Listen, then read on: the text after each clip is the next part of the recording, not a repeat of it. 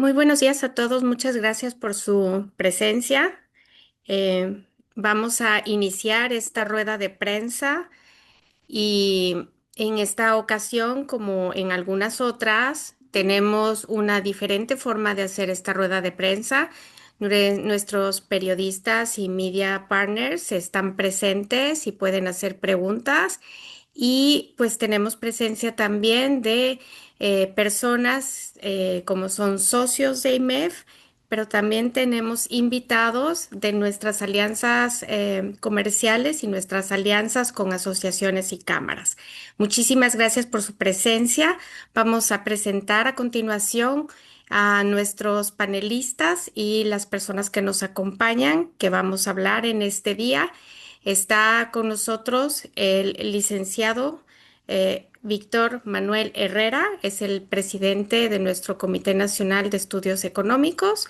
Nos acompaña también Víctor Hugo Vázquez, que él es el presidente del Consejo Técnico de IMEF y maneja los 16 comités que emiten información técnica para el IMEF. Nos acompaña también el contador público Pedro Aguilar, quien es nuestro asesor y presidente en algunos años del Comité Técnico Fiscal.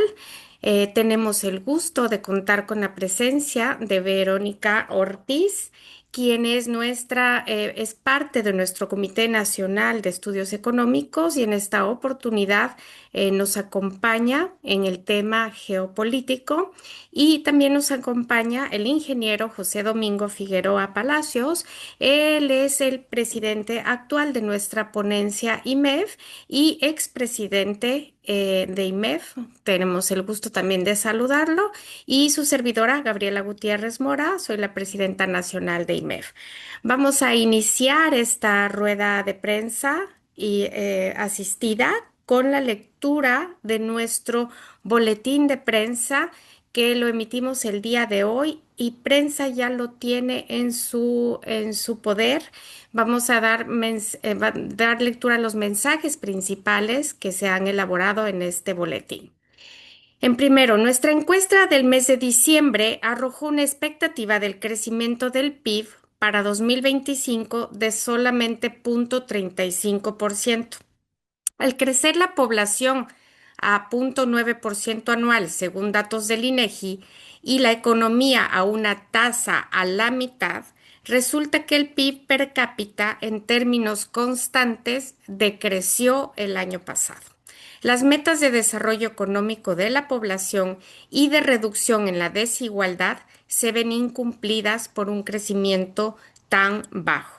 La principal razón de esta contracción del PIB per cápita es una inversión deficiente, principalmente causada por la falta de confianza. La inversión fija bruta, que refleja la inversión en maquinaria, equipo y construcción, tanto por nacionales como por extranjeros, continuó su ritmo descendente. Los datos actualizados a septiembre de la gráfica que se muestra siguiente muestra una dinámica en la inversión fija. Indican 13 meses de bajas continuas con contracciones de entre el 8% y el 9% anual. Si bien los flujos de inversión extranjera directa al mes de septiembre sugieren una recuperación gradual de 13,2 mil millones de dólares, esta sube principalmente por las cuentas entre compañías que se registran principalmente como préstamos. Habrá que ver si estos montos eventualmente se capitalizan, que es lo más deseable, o acaban repatriándose. Además, hay que tomar en cuenta que el rubro de inversión nueva apenas es del 32% de la IED total. Y a continuación vemos el cuadro donde se demuestra el párrafo anterior en rojo el decrecimiento. Y también vamos a dar lectura en segundo punto, la ausencia de crecimiento también afecta la productividad comparada con otros países. Este es un factor que las empresas multinacionales toman en cuenta para la decisión de dónde invertir. Según estadísticas de la Organización Internacional del Trabajo, México se encuentra en el lugar 90 de 186 naciones, prácticamente a la mitad, inmediatamente arriba de Cuba y 2 lugares debajo de Sudáfrica. En contraste, Uruguay y Chile se encuentran en los lugares 58 y 62 respectivamente.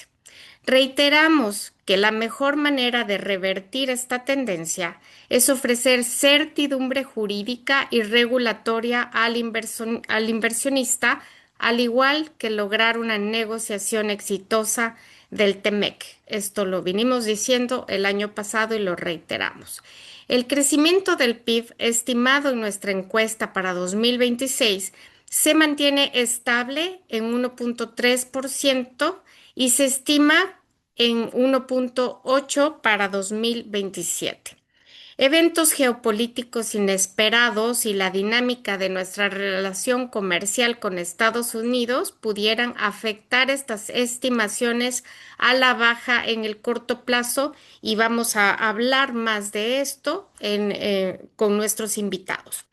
Uno de los mayores retos es lograr la convergencia de la inflación a la meta de 3% del Banco de México. Si bien la inflación en 2025 logró ubicarse en el rango de 3% más 1%, cerrando en 3,69%, la inflación subyacente persiste por encima del 4%. Es preocupante observar que en nuestra encuesta para el 2026, la expectativa es que la inflación cierre el año en 3,95% y para 2027 en 3,80%. ¿Por qué se anticipa una inflación mayor en este año? Por la presencia de varios choques que desde enero están impactando a los precios. Entre los principales podemos identificar la inercia del ajuste de algunos precios relativos sufrieron a fin del año pasado y que se trasladan hacia adelante en el tiempo. Otros precios aguantaron los ajustes que requerían hacerse para no afectar sus ventas de fin de año. El ajuste al salario mínimo del 13% para el año aumenta los costos laborales para producir, sobre todo de las pymes, y hace que trasladen un porcentaje a los precios de sus productos, además del impacto negativo sobre el empleo. Siguen incrementándose los costos de logística de transportes de bienes debido a la inseguridad, la falta de competencia en varios sectores y la concentración industrial. Otro factor, aunque de impacto transitorio, son los aumentos tributarios, como el del IEPS y en general la incertidumbre de poder mantener la disciplina fiscal y de endeudamiento. Y por último, la política arancelaria. Todos estos factores hacen que se perciba un balance de riesgos para la inflación a la alza y que los efectos de segundo orden del crecimiento de los precios pudieran incrementar aún más a la inflación subyacente. Esto sugiere que el Banco Central no podrá cumplir con su objetivo de 3% fijado para el verano del 2026. Esto, sin duda, resta credibilidad al Banco de México, la cual se construyó con mucho esfuerzo y pudo mantenerse durante un par de décadas. Una posposición en lograr la meta de inflación ocasionará una demora en bajas adicionales a la tasa de interés de referencia, por lo que tanto el gobierno como el sector privado tendrían que pagar intereses más elevados por los créditos contratados. Como se aprecia en tablas siguientes, los resultados de la encuesta observan estabilidad en los pronósticos de las tasas de interés. El tipo de cambio y déficit de cuenta corriente se percibe como que no se espera que el gobierno logre su meta de bajar el déficit tradicional a su meta original del 3% del PIB, manteniéndose alrededor de 4%, lo cual indica que el déficit ampliado permanecerá cerca del 4,5%, incrementando sustancialmente el saldo de la deuda gubernamental, la cual hoy excede de $1 billón, incluyendo deuda extranjera y deuda local.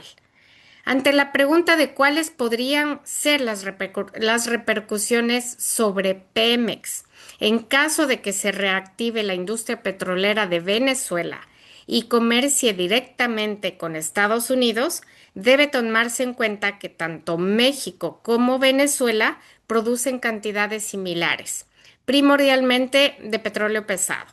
Venezuela aproximadamente 1 millón de barriles diarios y México 1,3 millones de crudos sin incluir condensados.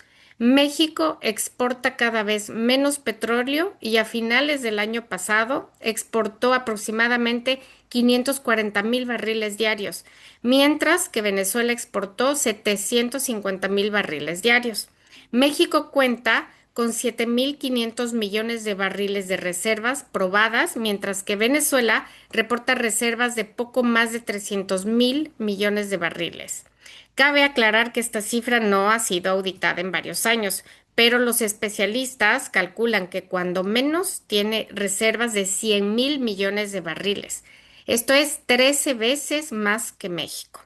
Ambos países tienen que invertir decenas de miles de millones de dólares para aspirar a producir la cantidad que los dos producían hace unos años, poco más de 3,2 millones de barriles diarios.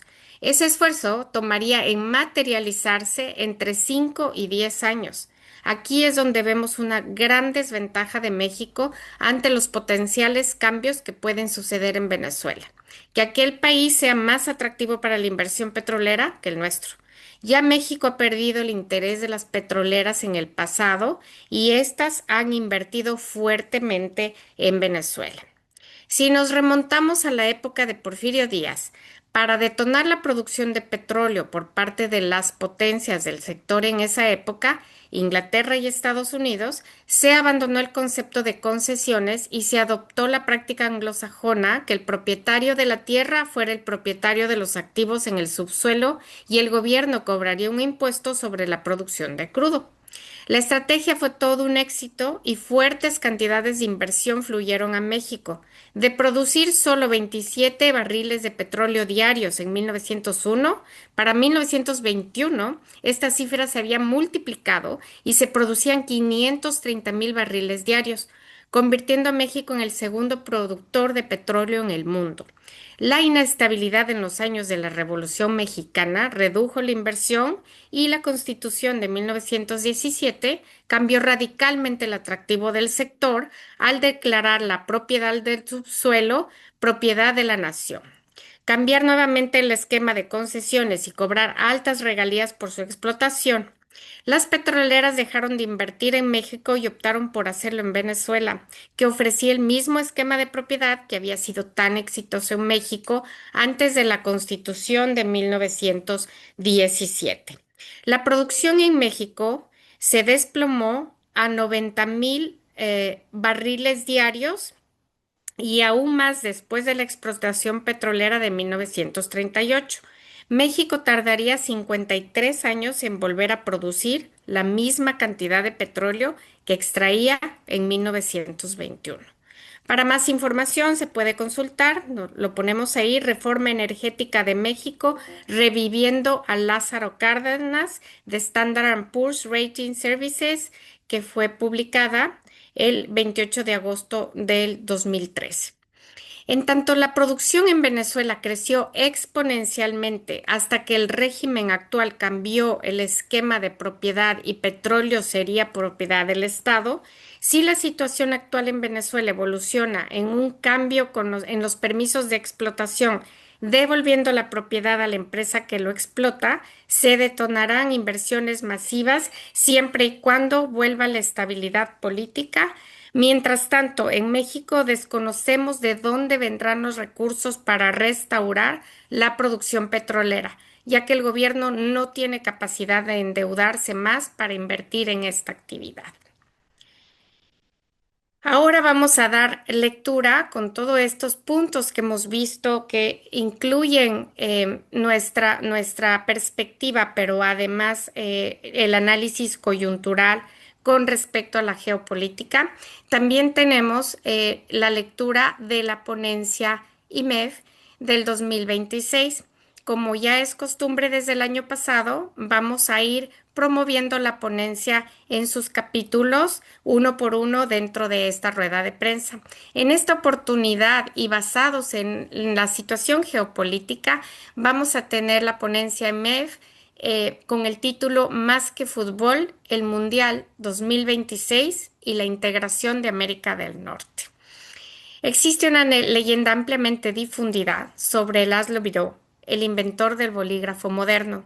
Se cuenta que al observar a unos niños jugar fútbol, notó cómo el balón, al pasar por un charco, dejaba una estela continua de agua sobre el pavimento. Aquella imagen, un balón rodando y dejando huella, habría detonado una simple pero transformadora. Y si la tinta pudiera fluir y marcar en un papel con la misma naturalidad, más allá de su exactitud histórica, la anécdota funciona como una parábola poderosa. El movimiento genera trazo y el trazo construye historia. El balón inspira al bolígrafo, el bolígrafo permite la escritura y la escritura da forma a ideas que transforman realidades. Bajo esa lógica nace la ponencia IMEF 2026, Más que fútbol, el Mundial 2026 y la integración de América del Norte. El Mundial de Fútbol 2026 será histórico. Por primera vez se celebrará de manera conjunta en los tres países, México, Estados Unidos y Canadá, unidos no solo por la pasión deportiva, sino por el tratado de libre comercio más relevante del mundo. No se trata únicamente de un evento deportivo global, sino de un punto de convergencia simbólico para una región profundamente integrada en lo económico, en lo financiero y en lo productivo. Este mundial ofrece una oportunidad para reflexionar sobre cómo la integración económica ha transformado a nuestras naciones y en particular sobre cómo México ha evolucionado desde su primer mundial en 1970, pasando por 1986, hasta llegar a este nuevo momento en 2026. Cambiaron los estadios, la infraestructura y la tecnología, pero sobre todo evolucionaron la economía, los mercados financieros, las cadenas de valor y el papel de México dentro de América del Norte. A lo largo de esta ponencia y de los artículos que la acompañarán, reflexionaremos sobre la integración de América del Norte a partir de 5 ejes interrelacionados: economía, negocios, finanzas, mercados y fútbol. El Mundial 2026 servirá como un punto de encuentro que nos permita reflexionar sobre la evolución económica de la región, la transformación de sus mercados y los desafíos y oportunidades que enfrentan las empresas en un entorno de alta independencia. Y así como aquel balón inspiró una innovación que permitió escribir nuevas ideas, este mundial nos invita a escribir desde el análisis financiero y económico una lectura más clara y estructurada de la integración de América del Norte, teniendo el fútbol no solo como escenario, sino como hilo conductor de esta reflexión. La ponencia contará con la participación de diferentes autores de distintas disciplinas, con el objetivo de ofrecer una aportación integral, como siempre lo hemos hecho en IMEF.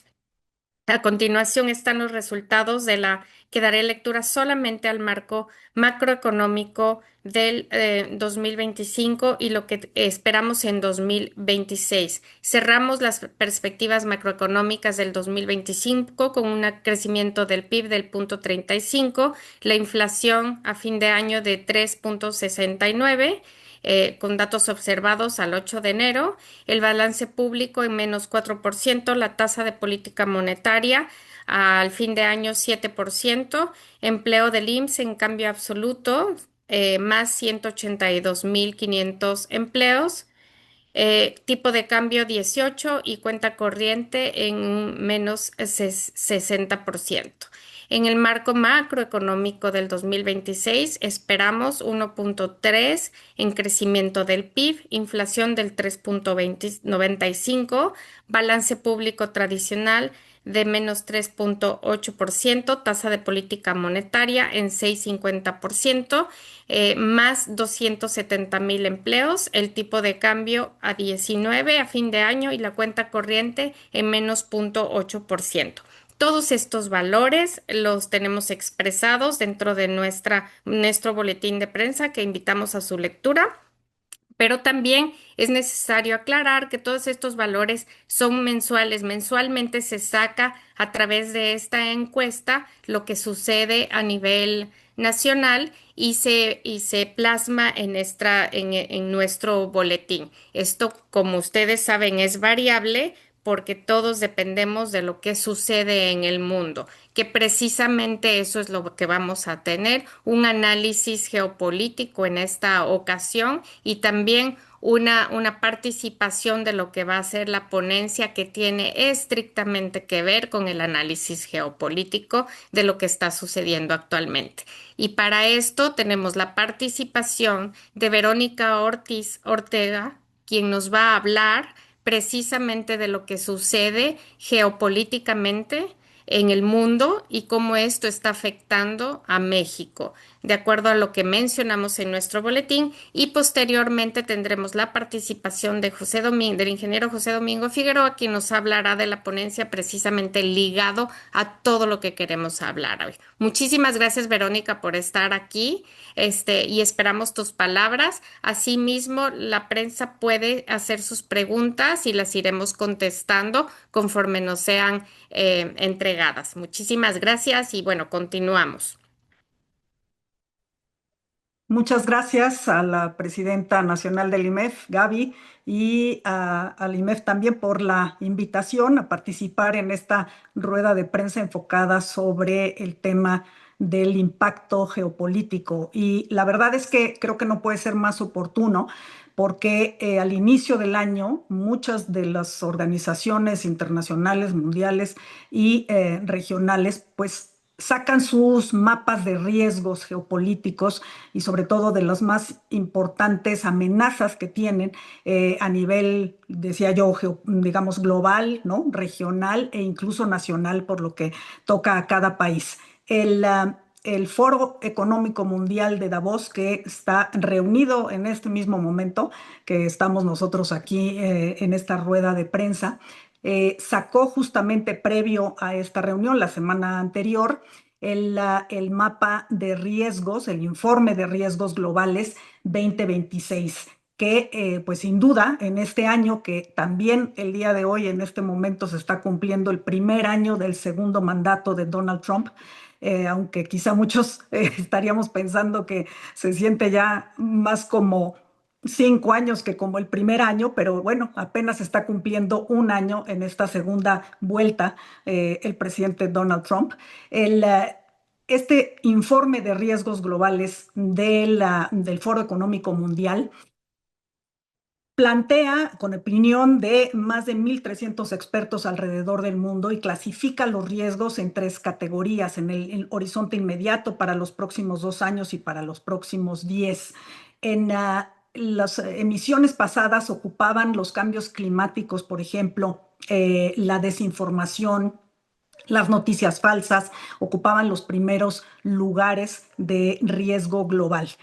Sin embargo, esto cambió y dentro del orden en los que se van moviendo, subió a primer sitio de las preocupaciones y de los riesgos globales para por lo pronto el horizonte inmediato y en los próximos 2 años las confrontaciones geoeconómicas, los conflictos nacionales, ¿no? entre países y la polarización social. Yo creo que evidentemente todo mundo tiene en mente lo que estamos viviendo y por eso hacía yo referencia a este primer año del segundo mandato de Donald Trump. Sin duda, las confrontaciones geoeconómicas están no solo amenazando a Estados Unidos o a Europa, sino al resto del mundo, porque de alguna manera todo está relacionado. ¿Qué decir, por ejemplo, de todavía la paz tan inestable en el Medio Oriente, en Irán, en Siria, evidentemente en Gaza, ahora con una propuesta de crear un consejo para la paz con una membresía de $1 billón por país y al cual están siendo invitados, por ejemplo, Rusia, ¿no? Vladimir Putin, o el esquirol, digamos, de Rusia, que es Lukashenko de Bielorrusia, o el presidente israelí, el primer ministro israelí, Benjamín Netanyahu.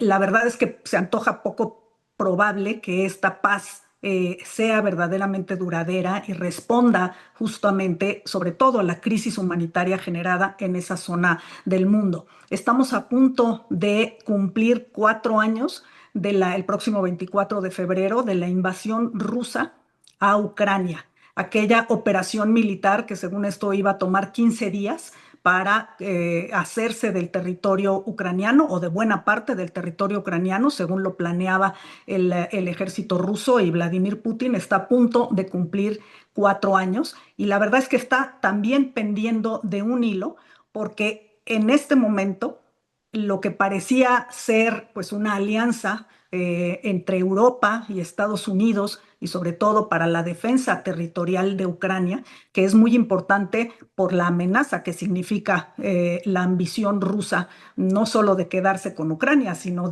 digamos, adueñarse o nuevamente invadir a países que estén juntos. De hecho, Finlandia y Suecia se integraron justamente a la Unión Europea, a la OTAN, para cubrirse de estos riesgos de una invasión rusa.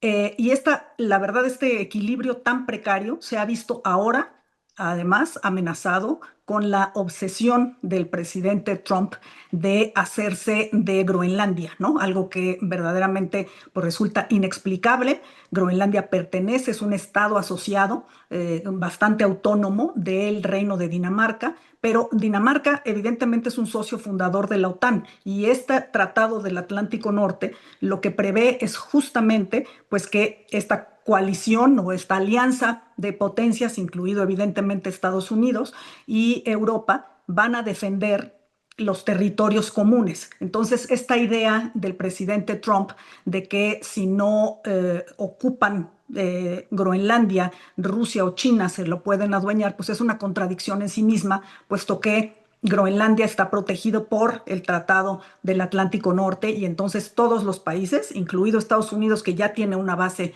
militar ahí, lo defenderían. Entonces, simplemente se trata pues de digo, este comportamiento del presidente Trump, esta idea sumamente, digamos, ambiciosa de pasar por encima del derecho internacional, por encima de los tratados y de las convenciones, porque la idea de este Estados Unidos, y ahí vamos a los riesgos que tiene en el propio Estados Unidos, la consultora Eurasia Group también hace una actualización de los riesgos, top risks, y para el 2026, el riesgo número uno es una revolución dentro de los Estados Unidos. Y una revolución en el sentido de que no solo hacia afuera la política exterior de Trump es con esta idea de la ley del más fuerte, sino que al interior de Estados Unidos está erosionando y acabando con todos los pesos y contrapesos y límites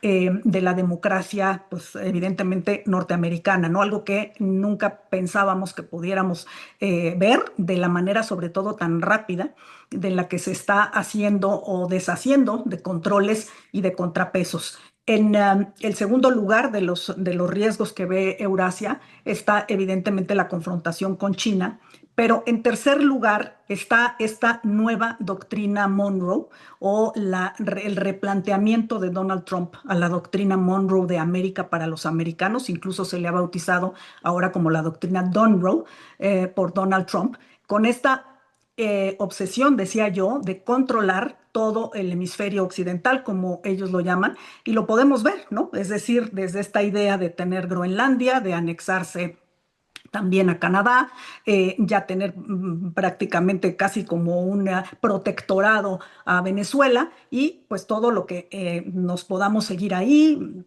Panamá, las elecciones en la intervención en las elecciones tanto en Centroamérica como en América del Sur.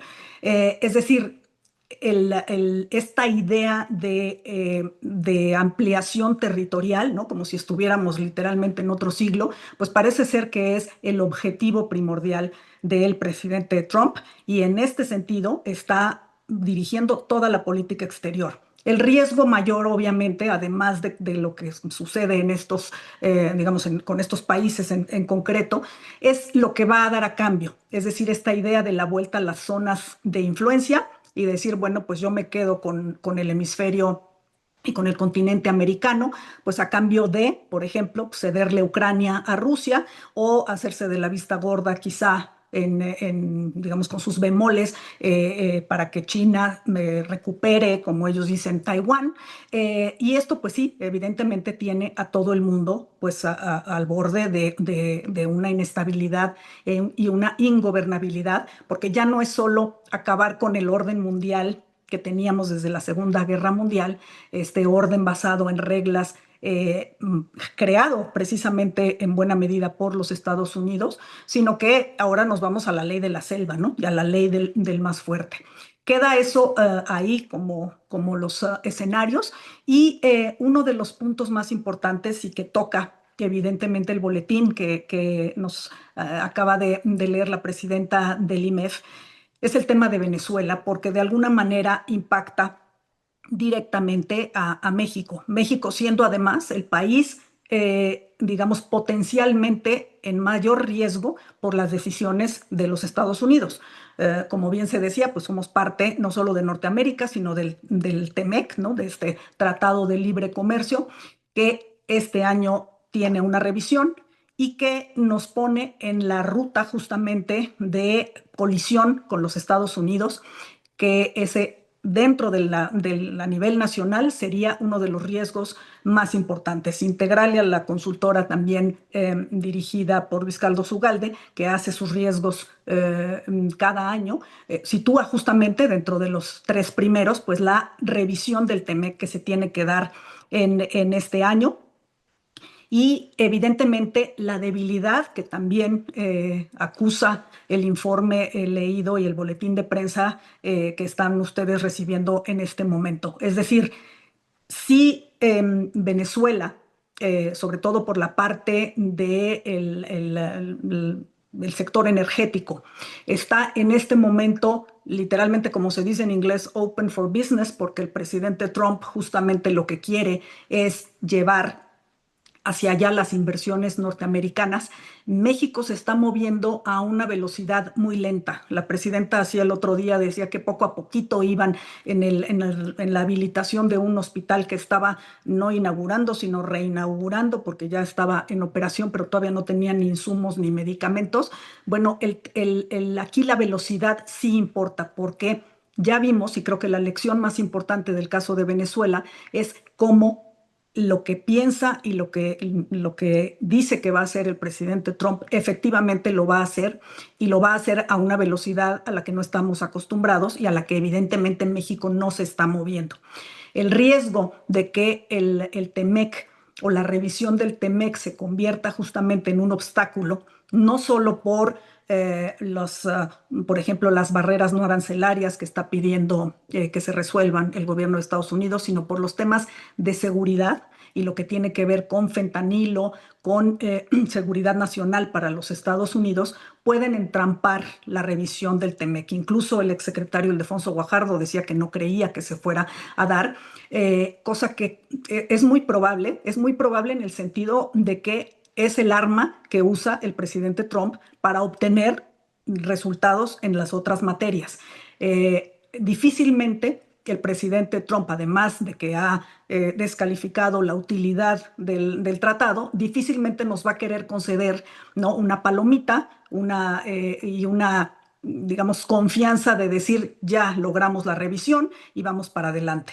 Quizá el escenario que vaya a surgir es que no se concluya la revisión en julio y entonces entramos en un escenario de revisión anual del tratado, como está previsto en el clausulado del TEMEC. Con lo cual, la confianza a la que también aludía la presidenta del IMEF, pues se debilita y además en un entorno en el que nosotros de por sí estamos minando también la institucionalidad, la certeza jurídica y, por ejemplo, nos estamos embarcando en una reforma electoral que no va a ayudar para nada más que para reforzar un control del Estado, mientras que estamos dejando de lado justamente la posibilidad de ser atractivos para la inversión.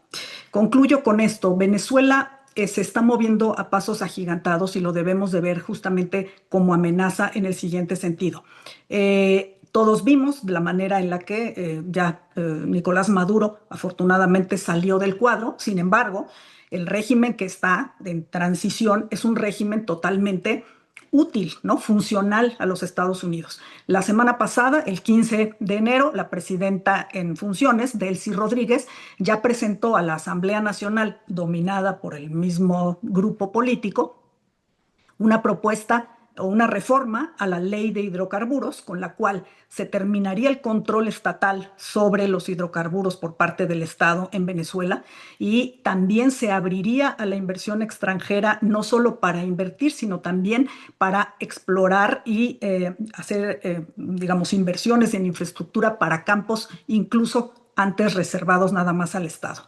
Basta hacer la comparación con México, en donde lo que hicimos es una contrarreforma energética que lo que hizo fue volver a dar el control mayoritario del Estado sobre el tema de los hidrocarburos y de la electricidad, volver a poner a Pemex y a CFE con prioridad digamos, sobre cualquier otro inversionista y lo que nos está haciendo es retroceder, como también veíamos las cifras que nos leía la presidenta del IMEF y que tienen ustedes en su boletín. Yo cierro con esta, digamos, breve presentación, justo diciendo, es un tema de velocidades a las cuales nos queremos mover. Y México no tiene mucho tiempo que perder y sí, al contrario, mucho que ganar si nos enfocamos en las cosas que nos conviertan en un socio confiable, en un socio atractivo y sobre todo que le den la vuelta a esta debilidad de la inversión que estamos viviendo precisamente por la falta de certidumbre.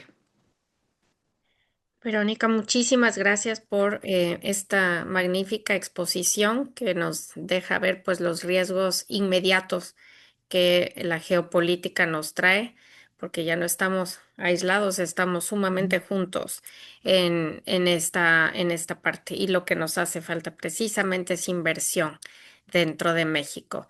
De acuerdo a como en boletines pasados hemos manifestado el nivel de inversión y en este mismo el nivel de inversión está en contracción total. A continuación vamos a tener la participación de José Domingo Figueroa, que nos va a hablar de la ponencia que justo tiene que ver con la parte geopolítica, porque sí estamos compartiendo geografía en un deporte que es a nivel mundial muy requerido y pues que estamos optimistas en la parte del mundial, por eso escogimos este título para la ponencia, pero que nos va a trasladar a todo el negocio trilateral. José Domingo, muchas gracias. Adelante. Gracias, Gaby. Vamos a platicar sobre la ponencia IMEF 2026. Como ustedes saben, la ponencia IMEF es el documento de análisis más importante de nuestro instituto en un año. En esta ocasión, nuestra presidenta Gabriela Gutiérrez tuvo a bien invitarme como presidente de ponencia 2026 y formamos un equipo de trabajo que trabajamos para determinar el título de la ponencia. Como ya lo leyó Gaby, nuestra ponencia se llama Más que fútbol, el Mundial 2026 y la integración de América del Norte. Eh, el Mundial de 2026 va a ser histórico, como se asentó en el boletín, porque va a ser por primera vez un mundial en tres países: México, Estados Unidos, Canadá, tres países que conforman una región económica bajo el Tratado de Libre Comercio, o hoy en día el TEMEC, que es el tratado de comercio más poderoso a nivel mundial. Pero como ya ha estado comentando aquí, pues tenemos un alto grado de incertidumbre de este tratado en cuanto a que inicialmente iba a ser una revisión. Ahora estamos en una renegociación probablemente y quién sabe si a futuro podamos seguir con ellos. Y de eso va a tratar precisamente la ponencia.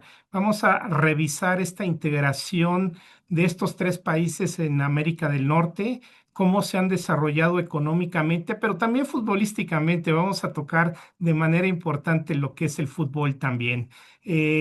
Recordemos que la importancia del Tratado de Libre Comercio hoy, TEMEC, en 1994, exportábamos alrededor de 80,000 millones de dólares. Hoy en día estamos exportando alrededor de 500,000 millones de dólares, una tasa media de crecimiento anual del 6% en estos 32 años. Y además, para ponerlo en contexto, todos los países latinoamericanos exportan el 40% de lo que nosotros exportamos bajo el Tratado de Libre Comercio. Ahí la importancia de esta región de América del Norte desde el punto de vista económico. Entonces, esta ponencia va a revisar esa integración económica de las cadenas logísticas, pero también vamos a hacer un repaso de cómo era México cuando tuvimos el primer Mundial de Fútbol en 1970. Esto es cómo era económicamente nuestro país, cómo los CFOs fueron evolucionando también de la mano del crecimiento de nuestro país hasta llegar al Mundial de 1986, en el cual se firmó México entró al GATT, al Acuerdo General sobre Aranceles Aduaneros y Comercio en 1986, y llegando hasta este Mundial del 2026 con la incertidumbre y riesgos que se acaban de comentar el día de hoy en esta conferencia de prensa. Entonces, haremos todo ese recorrido de cómo eran México en estas tres fechas mundialistas para nuestro país, cómo desarrolló y evolucionó el CFO, como ya lo mencioné, y alrededor de este concepto hemos preparado o estamos preparando una serie de artículos que van a conformar la ponencia. Uno de ellos, el primero, es obviamente la relación económica México-Estados Unidos-Canadá, su evolución. También vamos, como ya dije, vamos a hablar de fútbol, la integración regional del fútbol, la Liga MX y la MLS, el balón pintado de rosa, la Liga Femenil también lo vamos a tocar. Como ya comenté, la evolución del desarrollo económico de México del 70-86-2026. Otro artículo con la evolución del CFO 70-86 y hoy en día, pero no solo cómo ha evolucionado por paso del tiempo, sino también cómo evolucionó dada la firma del Tratado de Libre Comercio y que nuestras empresas evolucionaron también de distinta forma. También vamos a tener artículos sobre la educación financiera del jugador de fútbol. Recordemos que el futbolista tiene una vida útil de 15 años, pero hoy con un fútbol tan exigente, ya se ha reducido a menos de 10 años y tiene que haber inclusión financiera, tiene que haber educación financiera en el jugador para que garantizar el resto de sus años a largo plazo. También vamos a tener otro artículo que vamos a hablar sobre arquitectos de la red, diseñando goles mediante el análisis de datos, el impacto de los patrocinios en el fútbol cuando el logo en la camiseta sostiene el negocio del fútbol. Y finalmente vamos a cerrar con un artículo sobre la evaluación costo-beneficio del mundial, pero desde el punto de vista de las finanzas públicas. Esos son algunos de los artículos que va a contener nuestra ponencia Más que Fútbol, el Mundial 2026 y la integración de América del Norte. Y la presentaremos en dos momentos. Una primera entrega se hará previo al Mundial, en la primera semana de junio de este año, y la segunda entrega será en nuestra Convención Nacional del IMEF en el mes de noviembre. Entonces, estamos trabajando con muchas ganas, muy animados en esta ponencia que nuestra presidenta nos pidió como misión, tener esta ponencia del Mundial del 2026, pero teniendo como marco la integración regional de América del Norte. Pues muchas gracias, Gaby, te agradezco mucho la invitación y quedamos a las órdenes. Muchas gracias, José Domingo. Sin duda va a estar muy interesante el desarrollo de la ponencia y lo vamos a ir exhibiendo en forma mensual, como vayamos evolucionando y tomando los temas necesarios. Vamos a entrar a todo el panel de preguntas y respuestas. Aquí tenemos una primera pregunta de Nadia Luna de Política Online. ¿Qué probabilidad le dan a la posibilidad de que el TEMEC se disuelva para terminar solo con acuerdos bilaterales? Y de cumplirse este escenario, ¿qué impacto tendría para México? No sé si Víctor o Verónica nos quieren ampliar esta pregunta. Gracias, Nadia. Mira, definitivamente es una posibilidad. De hecho, si tú escuchas una entrevista que dio Jameson Greer, el representante comercial de Estados Unidos, apenas la semana pasada, habla de esa posibilidad. Y ya constantemente hemos mencionado en nuestras conferencias de prensa que lo que más le conviene a México y le conviene a Canadá es tener un tratado tripartita. Por cómo está la situación política con el presidente de Estados Unidos, sí se abre la posibilidad de que acabe negociando tratados bilaterales. Eso había sido su intención durante su primer mandato y no lo había logrado. Pero sí, definitivamente es una posibilidad y no sería muy bueno para México ni para Canadá porque cuando tienes un tratado bilateral con alguien que tiene una economía que es 15 veces más grande que la tuya, pues no puede tener, estás en una posición de perder y de hacer constantes revisiones que lo único que van a hacer es afectar el flujo de inversión a largo plazo para nuestro país. Seguimos insistiendo en que la mejor alternativa para México es un tratado trilateral que evite estas revisiones constantes y que tengamos más fuerza los dos socios pequeños con Estados Unidos para poder llevar a cabo las negociaciones. Muchas De- gracias, Víctor. ah, sí, Verónica, por favor, si quieres, nos sí, amplías un poco. Ujú. sí, yo coincido, gracias Gaby, con la opinión de Víctor.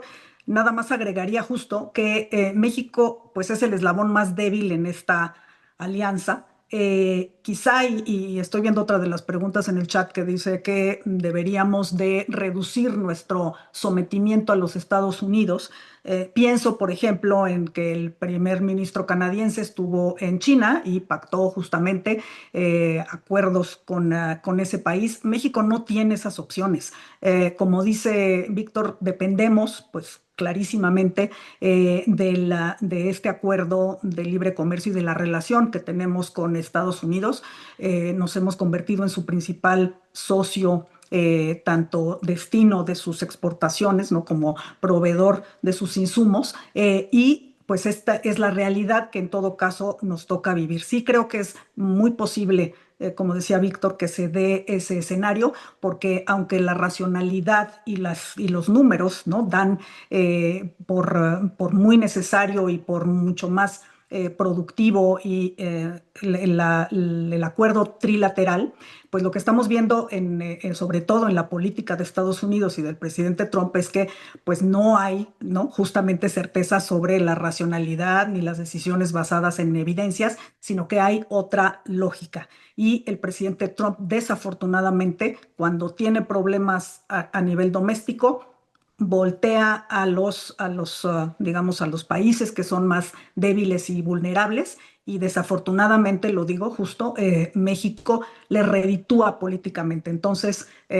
siempre nos va a tener, ¿no? En esa disyuntiva de si cumplimos lo que él necesita o lo que él quiere para seguir con acuerdo, sea trilateral o sea bilateral, pero no nos va a soltar. Gracias, Verónica. Gracias, Víctor. Tenemos de Aida Ramírez de Periódico Ovaciones. ¿Me podrían decir cuáles serían los productos de estos precios relativos que sufrieron a fin del año pasado y que se trasladan hacia adelante, así como los productos que aguantaron los ajustes que requerían hacerse para no afectar sus ventas de fin de año?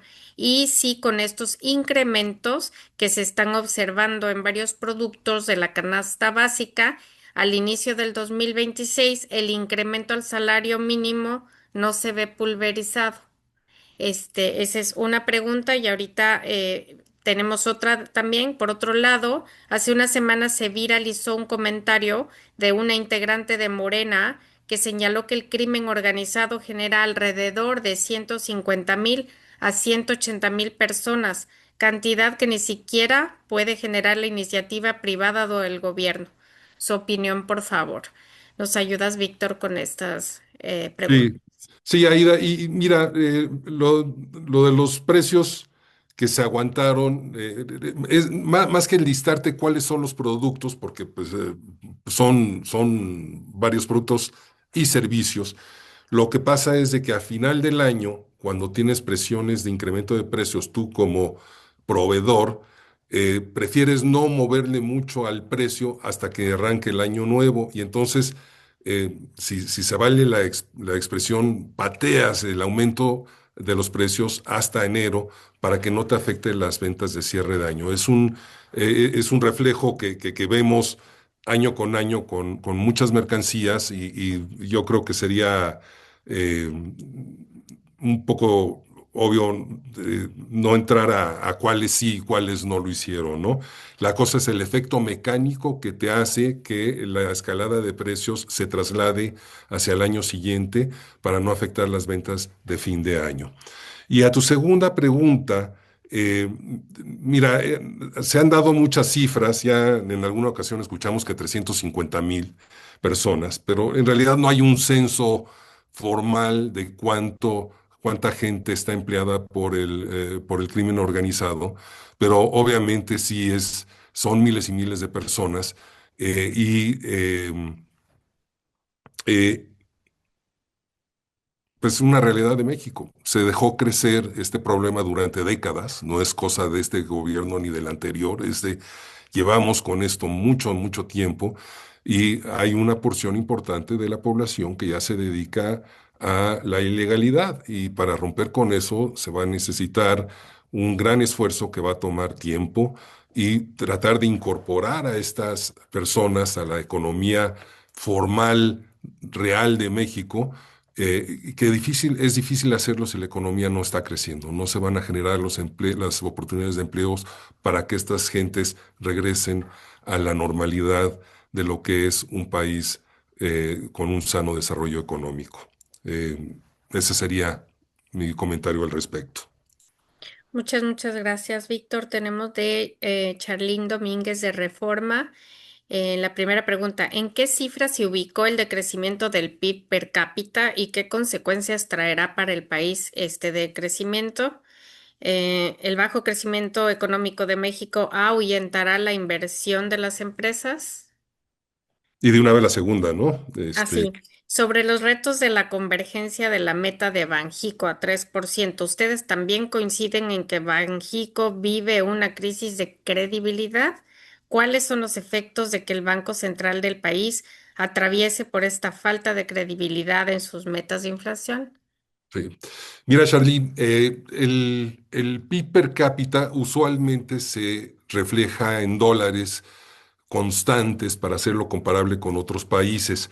Aquí lo que vale la pena ver es en pesos constantes, al mismo valor adquisitivo año con año, y ahí es en donde vas a ver que durante los últimos años ha estado estancado más o menos en 190,000 pesos por persona. Y ahora que veamos los datos de 2025, lo que vas a ver es de que si la población crece en 0,9 y la economía crece en 0,3, 0,4, pues va a haber medio punto de caída en pesos constantes cuando se publique. Ese es nuestro estimado, ¿no? Falta que esto lo publique el INEGI, que será en los próximos 2 o 3 meses, pero yo sí te diría que sería alrededor de medio punto porcentual sobre esos 192,000 eh, pesos constantes que muestra el INEGI a 2024. Con la segunda pregunta que tienes acerca de Banco de México, nosotros dentro del IMEF no estamos hablando de una crisis de credibilidad, pero sí se afecta la credibilidad, ¿no? Y recordemos que donde sí se perdió muchísimo la credibilidad fue con la crisis de 1994 y la gente que estuvo en Banco de México en esa época y después se tomó mucho tiempo y esfuerzo para poder construir una credibilidad en que no solamente pudiera haber una expectativa de inflación creíble para todos los participantes del mercado, sino que además se reflejara con las acciones de política monetaria del mismo banco, ¿no? Hoy estamos viendo que, por ejemplo, en las mismas proyecciones de Banco de México, piensan que se va a llegar al 3% en un plazo de tiempo muy corto, y eso no es buena señal para el Banco de México, ¿no? Tenemos que volver a esa disciplina, porque lo peor que puede suceder, Charlene, es de que la gente piense de que 3.7% de inflación o 3.8 o 4% está bien porque está dentro del rango. La meta es 3%, ¿sí? Y el esfuerzo del Banco de México debe estar centrado en llegar a 3%, no a 3.9 ni 3.8. Y mientras no se logre llegar a ese 3%, sí le va a perder credibilidad el Banco Central y eso no nos conviene a nadie en este país. Gracias, Víctor. Tenemos también a Leonor Flores del Universal. Si México no podrá cumplir la meta de inflación, de déficit fiscal ni la de crecimiento, ¿hay algo a lo que sí le atinará? ¿Existe el riesgo de que Venezuela le gane participación en el mercado petrolero a México? Ahí podríamos contestar Víctor y Verónica, por favor. Sí, mira, en la primera pregunta, yo sé que es un poco frustrante ver que las metas que se está poniendo el gobierno no se están alcanzando. Eh, Teniendo yo el antecedente de estar en el área crediticia toda mi carrera, pues obviamente cuando el secretario de Hacienda y la presidenta dijeron hay que volver a un déficit de 3%, pues es el 3% ampliado, el déficit total, ¿no? Y, y estamos viendo un riesgo de que se quede en 4.5%. Entonces, ya habíamos explicado esto en la conferencia de prensa anterior. Si se mide el apalancamiento de un país con la deuda sobre el PIB, y si el déficit está en 4,5%, que quiere decir que la deuda está aumentando 4,5%, y el denominador, que es el PIB, no crece, nos estamos apalancando en más de 4% al año. Eso no nos puede llevar a ningún lugar bueno en el mediano plazo. Y si bien tenemos que hacer un ajuste fiscal importante que lo estamos viendo hoy día, si dejamos que esto se siga postergando, pues va a ser un ajuste fiscal todavía más severo en unos 4 o 5 años. Entonces, por eso venimos diciendo ya desde hace algún tiempo, hay que recortar el gasto público para que ese déficit baje a un nivel internacionalmente aceptable de 3%. Y también implementar políticas públicas que fomenten el crecimiento, porque el país está creciendo cero el día de hoy, ¿no? Con la segunda pregunta, que si existe el riesgo que Venezuela le gane participación en el mercado petrolero a México, claro, estamos cada vez exportando menos y ellos están haciendo todo lo posible para exportar más. Entonces, México comparativamente va a perder participación de mercado porque ya este gobierno y el anterior decidieron que no era bueno exportar petróleo, ¿no? Eh, con las consecuencias que tiene, porque al distraerlo para la refinación, pues estamos entrando a pérdidas masivas en esa área de Pemex y por eso no se resuelve el problema de Pemex. Pero sí, lo que vamos a ver es de que Venezuela ya exporta más que México y en los siguientes años va a estar produciendo mucho más que México el crudo. Gracias. Tenemos de Verónica Martínez de Radio Educación. Con base en el panorama que presentan, ¿cuál es el balance del IMEF respecto al primer año de implementado el llamado Plan México, impulsado precisamente para potenciar el crecimiento nacional? ¿Hay avance o no ha funcionado? Pues mira, Verónica, ya habíamos hablado esto en alguna otra conferencia. Nosotros lo que vemos es que el Plan México es un buen primer intento de poner objetivos en el largo plazo de qué es lo que se quiere lograr, pero lo que hacen falta son los planes tácticos para poder implementarlo y llegar ahí, ¿no? En el primer año, obviamente, si se ha cumplido un año del Plan México y el país no está creciendo, es que no se está cumpliendo el objetivo del Plan México. Y yo creo que lo que falta también es esas medidas muy puntuales, sectoriales, si quieres, y sobre todo de inversión en infraestructura, que permitan que el país crezca. Pero no podemos, por ejemplo, abrir una planta que requiera alta tensión en el estado de Nuevo León si lo primero que te dice la CFE es de que estás en la lista de espera para 5 años, ¿no? Para eso ya te llevas tu inversión a otro lado. Esos son el tipo de situaciones que tiene que abordar el Plan México para evitar que la inversión se vaya a otro lado y que se empiece a detonar desde hoy, ¿no? Y sobre todo, la seguridad jurídica que se vino a mermar con las reformas judiciales de fechas recientes. Sí, muchas gracias. Y es como Verónica mencionaba, es más una cuestión de tiempo, es una carrera de tiempo esto de tomar decisiones a tiempo, de avanzar a tiempo. Tenemos también preguntas de James Young de Argos Media. La estimación del IMEF para 2025 disminuyó, pero la del 2026 se mantuvo sin cambios y aumentó para el 2027. ¿Esto implica una mayor debilidad antes que una mejora? ¿O qué crecimiento del PIB espera para el primer y segundo trimestre del 2026? Bueno, James, lo que pasa es de que cuando los economistas hacen sus estimados, se esperan a tener datos en la serie de tiempo para poderla proyectar. Y obviamente a principio del año no fluyen tanto esos datos y se empiezan a construir, sobre todo en el primer trimestre.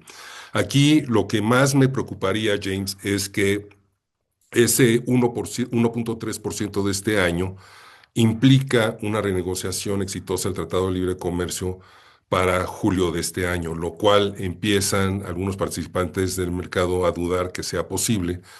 Y el 1.8 ya del 2027 implica que ya ese nuevo tratado está funcionando de manera anual, porque para este año sería solamente 6 meses, ¿no? Y este es, como lo mencionó Gaby y lo mencionó Verónica, ya hay gente que está pensando que quizás esto pueda utilizarse como arma política en las intermedias de Estados Unidos que son en noviembre. De hecho, y de Alfonso Guajardo lo que decía era de que si lograba una mayoría republicana en noviembre, que entonces habría una modificación sustancial al Tratado de Libre Comercio. Y si los demócratas ganan la Cámara Baja, entonces sería una revisión importante, pero no una renegociación total. Lamentablemente caímos en la trampa de la política americana con sus tiempos y no pudimos resolver este tema antes, ¿no? Eh, y es lo único que te diría, si no se logra el Tratado de Libre Comercio este año, sí corremos el riesgo de que el crecimiento sea menor, ¿sí? Gracias, Víctor. Tenemos otra pregunta de Belén Saldívar, del Economista. Entonces, ¿son los requerimientos financieros del sector público los que van a quedar en un nivel de 4.5% este año? ¿Por qué quedaría por arriba del estimado del gobierno? ¿Cuáles son los riesgos para México de un déficit alto? Bueno, Belén, lo que pasa, sí, los requisitos financieros del sector público es el déficit ampliado, ¿sí? Y ese crece con el déficit ampliado, y el déficit ampliado está alrededor de 4,5%. Y eso es lo que nos está llevando a que la deuda crezca. Ya estamos sobre más de $1 billón. Si estamos esperando que Hacienda confirme, porque ellos estimaban en Hacienda que acabaríamos con la deuda bruta del sector público en 58% del PIB. Y ahora que preguntas cuáles son las consecuencias, es en las metodologías de las calificadoras, que muchas se diseñaron con lo que se implementó en el Tratado de Maastricht para la creación de la Unión Europea, hablaba de un déficit fiscal no mayor de 3% y de una deuda a PIB no mayor de 60%. Ya estamos llegando a ese deuda a PIB de 60% y eso podría detonar alguna baja de calificación. Y ahí sí me permito nada más mencionarte que ya empieza a haber voces que dicen, bueno, no importa si nos bajan la calificación y no importa si perdemos el grado de inversión, el país puede seguir creciendo como lo hace, por ejemplo, Brasil. Lo que pasa es que si tú ves la situación de Brasil, que perdió su grado de inversión en 2015, la tasa del Banco Central de Brasil está en 15% y la inflación está en 5%. Entonces, ese es el efecto mecánico de que sucede cuando pierdes un grado de inversión y esa disciplina fiscal, que no es bueno que se pierda en México. Y además de que en Brasil, cuando se perdió el grado de inversión, el tipo de cambio brincó de 2.2 reales al dólar a 4 reales al dólar. Fue una depreciación de 80%. Entonces, si este país escogió en los años 90 para tener una disciplina fiscal y una calificación que nos diera crédito a largo plazo a tasa fija, y entre ellos tu hipoteca a tasa fija a 30 años, pues si perdemos esas condiciones, lo vamos a sentir con un financiamiento como lo teníamos en los 90, no más de 5 años a tasa variable, incluidas las hipotecas. Entonces, sí es conveniente mantener esa disciplina fiscal y no olvidarnos de que los políticos puedan estar ahí 3 o 6 años, pero nosotros estamos viendo esto todos los días, ¿no? Entonces es en nuestro mejor interés como empresas y como individuos que exista una disciplina económica que nos permita crecer económicamente en las mejores condiciones a largo plazo. Gracias, Víctor. Quiero agradecer a todas las personas que están conectadas, porque tenemos casi 200 personas conectadas, entre quienes se encuentran los presidentes de grupo de IMEF, son 20 grupos los que tenemos, y de los presidentes de los 16 comités.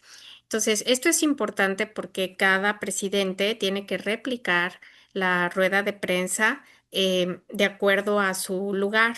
Y las preguntas son distintas dentro de los diferentes lugares. No van a ser las mismas en Yucatán que en Chihuahua, que en Baja California Sur o en Puebla, porque todas las regiones tienen sus sectores y sus negocios y sus empresas dirigidas en forma distinta y enfocadas en diferentes indicadores y en diferentes problemas o situaciones. Aquí tenemos otra pregunta que quisiera que nos conteste Verónica, y es de Javier Calleja Pinedo. Si no se renueva el TEMEC, ¿es conveniente ahora firmar un acuerdo comercial con Canadá que está teniendo un acercamiento con China? Justo era lo que comentaba, que esa opción, ¿no?, de Canadá y esas posibilidades del primer ministro Mark Carney, la verdad es que no las tenemos nosotros. Creo que si no se renueva el TEMEC, o sea, puede haber el escenario en el que no se concluya la renegociación o la revisión. Sigue el TEMEC, pero con revisiones anuales, lo cual pues nos tiene justamente pues al filo, ¿no?, de la navaja cada año, con las repercusiones que eso puede tener en términos de incertidumbre para los inversionistas. Creo que ese es un escenario más probable. La otra es que efectivamente, por ejemplo, el presidente Trump decida salirse del TEMEC, utilice la cláusula esta de denuncia con 6 meses de anticipación y pues entonces ya aparezca claramente como un escenario en el que tendríamos que negociar acuerdos bilaterales, justamente pues sea con Estados Unidos y con Canadá. No está claro cuál va a ser de estas dos opciones, pero sí creo que México, como decía yo, está en desventaja. Hay otra pregunta de Alejandro Sandoval de qué garantiza que teniendo un tratado bilateral no sea revisable, ¿no? Cada vez que el político, pues evidentemente nada, nada nos garantiza eso, porque lo que se trata es usar al comercio, las tarifas, como arma para obtener otros fines. Y es ahí en donde, pues evidentemente, sobre todo el gobierno mexicano, pues está, la verdad, pues entrampado. Como decía Víctor, caímos, ¿no?, en esta trampa y lo único que podemos hacer es fortalecer internamente las condiciones de México y no abonar a que justamente estemos en una posición todavía más débil. El calendario electoral en Estados Unidos con la elección intermedia, como lo mencionaba Víctor, en noviembre, pues también nos marca unos meses previos en los cuales pues las campañas y sobre todo la campaña permanente del presidente Trump juega un papel definitivo. Y yo les decía, cuando tiene problemas a nivel doméstico, y los tiene porque tiene una aprobación que ha sido la más baja de los últimos presidentes al primer año, incluido él mismo en su primera ronda al inicio de su mandato, hay oposición de la mayor parte de los Estados Unidos, por ejemplo, a una ocupación militar o a la fuerza de Groenlandia. Hay esas promesas incumplidas sobre el alto costo de vida, que es la principal preocupación de los norteamericanos y la principal preocupación a la hora de votar, ¿no? It's the economy, el tema de los altos costos de los alimentos, de la vivienda, en sí, de las colegiaturas, del costo de la vida, de los automóviles, porque están finalmente los consumidores pagando el costo de las tarifas que ha impuesto Estados Unidos, los importadores y los consumidores. Entonces, mientras eso le reste popularidad, el presidente Trump va a buscar otras alternativas que le reditúen políticamente para no perder la muy escasa mayoría que tiene de 5 escaños en la Cámara Baja de Representantes, que va a estar, ¿no?, en juego en este noviembre. México, desafortunadamente, o América Latina, pues puede ser Venezuela también, puede ser Cuba, claramente son los que le dan rédito político, y en ese sentido va a haber un golpeteo incesante que lo vamos a tener que vivir, y se va a traducir en una, pues, prácticamente imposibilidad de llegar a una buena revisión del TEMEC, y evidentemente más exigencias en materia de seguridad que seguramente ya están sobre la mesa. Yo me permitiría agregar, Vero, que porque también se escucha ya voces en el gobierno y en algunos participantes del mercado de que hay que voltear más a China, y sí me gustaría ser contundente. China no es opción para México. Canadá exporta una fuerte cantidad de petróleo y una fuerte cantidad de granos, que es lo que busca China. Pero China nos vende más de 100 mil millones de dólares de productos y nos compra solamente 9 mil millones de dólares al año, principalmente cobre. No hay nada que los chinos quieran de México.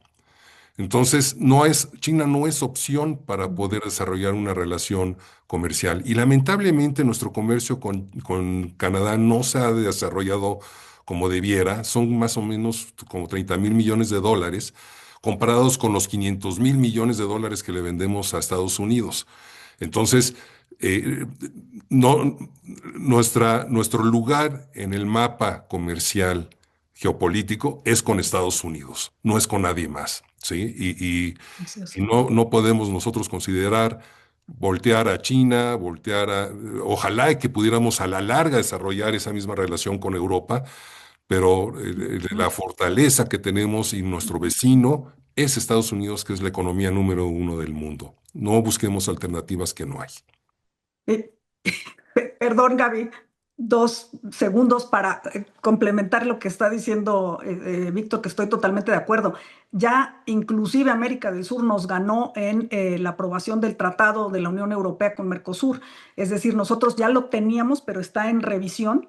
Y ese tratado lo retrasó México. Hay cláusulas democráticas, por ejemplo, que digamos que exigen a la Unión Europea una revisión y sobre todo un cumplimiento en ese sentido, que México no digamos, no ha querido pasarlas. El tema de energía es otro. Entonces, como decía yo, o sea, nos estamos quedando justamente atrás en esta carrera, que es verdaderamente una carrera de tiempos, y ya no solo es Venezuela, sino que también, pues, es el resto de América Latina. Y como dice Víctor, nosotros no tenemos la opción que decía yo de ir a plantarle a China, ¿no?, un acuerdo, o que tengamos esa idea de que vamos a sustituir de socio comercial a Estados Unidos con China. Eso no existe para México. Muchas gracias a los dos. Hay un comentario también de José Antonio Palacios Suárez. ¿Cómo ven el crecimiento del desarrollo inmobiliario, el aumento de precios de los bienes inmuebles de las principales ciudades de México? Por ejemplo, en Cancún hay mucha oferta de bienes inmuebles y la inversión se ha ido a otras regiones, por ejemplo, a Punta Cana, en República Dominicana, por cuestión de seguridad y falta de una planeación sustentable de servicios complementarios al desarrollo inmobiliario. Yo creo que esa situación la estamos viviendo en todo el país. Uno de los miembros del Comité de Estudios Económicos es el economista en jefe de Banorte, Alejandro Padilla, y él y su equipo han desarrollado un índice inmobiliario en México para reflejar los movimientos y tendencias de los precios de los inmuebles, y en su último estudio se ve que ya ese empuje que se vio en años anteriores se agotó, y yo creo que se va a seguir agotando hasta que el país no vuelva a crecer nuevamente. Lamentablemente es una situación generalizada. Sí, muchas gracias. Ahora vamos a pedir para cerrar. Sabemos que dentro de IMEF tenemos socios que son CFOs en su mayoría, asesores, también consultores, contadores, por supuesto, que manejan todas las áreas de tesorería y de cobranza, dispersión, de crecimiento en general. Estamos a enero y quisiéramos escuchar como a manera de conclusión de esta rueda de prensa, qué es lo que más necesita, digamos, o cuál sería su consejo a estos empresarios, a estas personas que manejan los dineros de las empresas, las posibilidades de inversión, etcétera, para manejar con prospección en este año. ¿En qué se tienen que fijar? ¿O qué tenemos que hacer? ¿Qué desde IMEF podemos aportar como conclusión? Empezamos, yo creo, con Víctor, por favor, y después cada uno. Sí, yo creo que este año vamos a ver una situación en donde van a ser retos particularmente para los manejadores de recursos de las empresas y de las personas. Las tasas están tendiendo a bajar. Tenemos un tipo de cambio muy fuerte que más bien refleja la debilidad del dólar, pero que pudiera moverse súbitamente si es que empieza a alterarse la relación comercial con Estados Unidos. Eh, Afortunadamente hay herramientas financieras hoy día que permiten hacer coberturas sobre movimientos tanto de tasa de interés que tipo de cambio para poder mantener el valor de las inversiones, ¿no? Y si no hay una inversión física hoy día en inversión directa, en activos fijos, pues cuando menos proteger los activos financieros de la mejor manera con coberturas, ¿no? Gracias, Víctor. Verónica, ¿qué nos puedes aconsejar? Bueno, sin duda creo que el mapeo de los riesgos geopolíticos es más importante hoy que nunca. Evidentemente, tanto los CFOs como los CEOs, todos están seguramente pendientes de cómo se mueven, ¿no? Las variables y las decisiones que deben de tomar conforme a estos riesgos, pero lo que estamos viendo en este momento creo que supera cualquier cosa que hayamos visto. El nivel de disrupción sobre todo el presidente Trump está infligiendo adentro de Estados Unidos, a la región de Norteamérica, al continente americano y al resto del mundo, yo creo que no tiene precedentes, ¿no? En décadas, ¿no? Pasadas. Entonces, creo que la atención a cómo se mueven justamente esos riesgos, cuál es la respuesta que se está dando ante esas amenazas, pues va a tener sumamente, digamos, ocupados y no solo preocupados a todos los tomadores de decisiones a nivel público y a nivel privado. Creo que va a ser muy importante la respuesta que estén dando Europa justamente ante la amenaza de Groenlandia. Entre mañana va a ser la participación del presidente Trump en Davos. Y el jueves va a haber una reunión del G7 en París convocada por el presidente francés Emmanuel Macron. Y creo que eso nos puede dar una indicación de hacia dónde se pueden mover las cosas. Y no porque, como ya lo decíamos, Europa lo sintamos a lo mejor lejos, es que ahora todo está interrelacionado y los efectos que puede tener una buena salida o una mala salida a nivel internacional o en Europa o en Asia pueden repercutir directamente y lo van a hacer en el manejo de la política exterior de Estados Unidos, sobre todo hacia América Latina y particularmente hacia nosotros. Muchas gracias, Verónica. No sé si quieras agregar algo, Pedro Aguilar, con respecto a los cambios fiscales, algo muy rápido que nos puedas aconsejar. Claro que sí. Claro que sí, Gaby, y gracias por considerarme. Al final, y como lo hemos platicado en algunas ocasiones anteriores en estas ruedas de prensa, hay muchos cambios fiscales, además de todos estos retos que nos comentaron muy bien Verónica y Víctor, principalmente hoy, en el tema geopolítico, macroeconómico en México. También no dejemos de notar todos los cambios que se dieron a partir del 1 de enero, lo que se está haciendo de modificaciones en cuanto a facultades por parte de las autoridades, además de todas las modificaciones a tasas y todo lo que hemos comentado, pero esa parte del código fiscal, cómo irrumpe en la esfera de las empresas, en la parte de cómo hacer negocios, qué es lo que tienes que estar vigilando, la parte de las operaciones con terceros, esa creo que es una parte que sin duda este 2026 va a estar, debe de estar dentro de la agenda de cualquiera de los integrantes o miembros del IMEF, ¿no? Sin duda, creo que esa es la parte que destacaría para esta conferencia de hoy. Gracias. Muchas gracias, Pedro. Víctor, si nos puedes decir en general en los comités qué podemos hacer o qué podemos recomendar para los socios IMEF y también para nuestros aliados de IMEF. Claro, con gusto. Pues buenas tardes a todos y pues comentarles que en el Consejo Técnico, pues gran parte del valor que le brindamos a los socios del IMEF se genera y justo gran parte del valor es que se ve desde una vista o se analiza desde una vista integral los temas de coyuntura que van saliendo y otros temas muy técnicos que digamos son propios de las diferentes especialidades que están en nuestros comités. Invitarlos a seguir de cerca las labores de este Consejo Técnico. Aproximadamente este año se estarán realizando 10 foros nacionales de diferentes temas y organizados por diferentes comités, como el de ASG, temas ambientales, sociales y de gobernanza, que también son relevantes para la toma de decisiones. Este año, destacadamente, por primera vez, las emisoras de las diferentes bolsas de México, con algunas excepciones, comenzarán a reportar de forma, digamos, seria y basada en estándares riesgos climáticos y de sostenibilidad. Entonces, bueno, eso va a ser una información nueva para los mercados. Invitarlos, tenemos también pues comités de dirección estratégica, de estudios fiscales, de ética, de gobierno corporativo, de información financiera, de energía, infraestructura, que también tiene un foro muy relevante y bueno, pues creemos que gran parte del valor que se le brinda a los socios se genera con el análisis de estos comités que están, digamos, presididos por especialistas, expertos en cada una de las materias.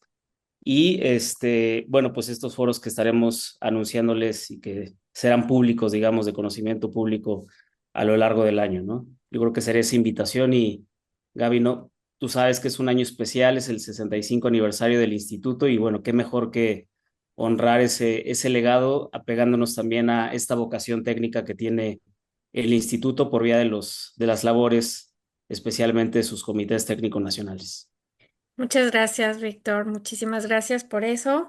Y vamos con José Domingo que nos dé su conclusión sobre la ponencia y todo este asunto geopolítico, luego para ya despedirnos. Gracias, Gracias, José Gaby. Domingo. No, también en el mismo sentido, independientemente de la incertidumbre que genera la macroeconomía y la cuestión geopolítica, yo creo que al interior de nuestras empresas tenemos que hacer un análisis interno de los riesgos de cada una de nuestras empresas, por un lado, y una segunda recomendación, un total control de flujo de efectivo para los meses y años venideros. Gracias, Gaby.